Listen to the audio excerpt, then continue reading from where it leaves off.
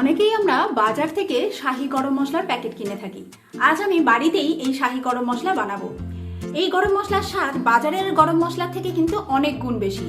যে কোনো রেসিপিতে সামান্য পরিমাণ ব্যবহার করলে রেসিপির স্বাদ এবং গন্ধ অতুলনীয় হয়ে ওঠে।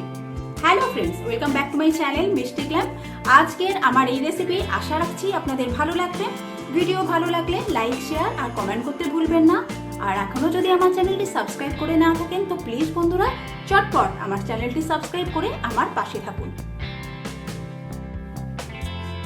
শাহি গরম মশলা বানাবার জন্য এখানে আমি 6 টিস্পুন নিয়েছি গোটা ধনে, এখানে নিয়েছি 2 টিস্পুন লবঙ্গ, এখানে আছে 30টা ছোট এলাচ, 30 গ্রাম নিয়েছি দারচিনি স্টিক, একটা জায়ফলকে আমি একটু ভেঙে নিয়েছি, এখানে একটা গোটা জায়ফল আছে, একটা গোটা জয়িত্রী নিয়েছি, এখানে নিয়েছি 1 টিস্পুন গোটা গোলমরিচ আর 2 টিস্পুন গোটা জিরে।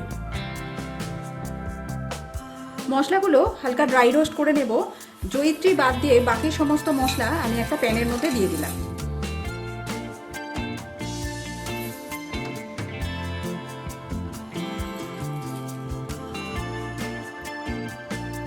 এবার মশলাগুলোকে অল্প ড্রাই রোস্ট করে নিচ্ছি।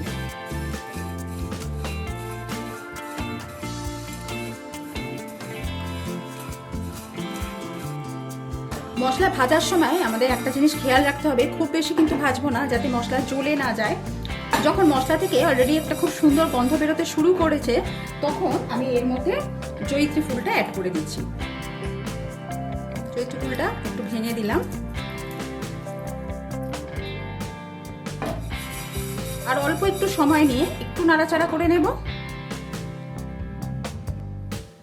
মশলাটা দেখুন আমি হাত দিয়ে নাড়াচাড়া করতে পারছি, মানে খুব বেশি গরম করিনি, খুব বেশি ভাজা হলে এর কিন্তু হাত দিতে পারতাম না।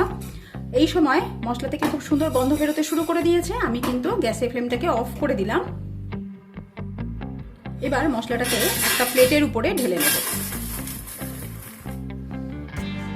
ঠান্ডা হয়ে গেলে এর একটা ফাইন পাউডার বানিয়ে নেব।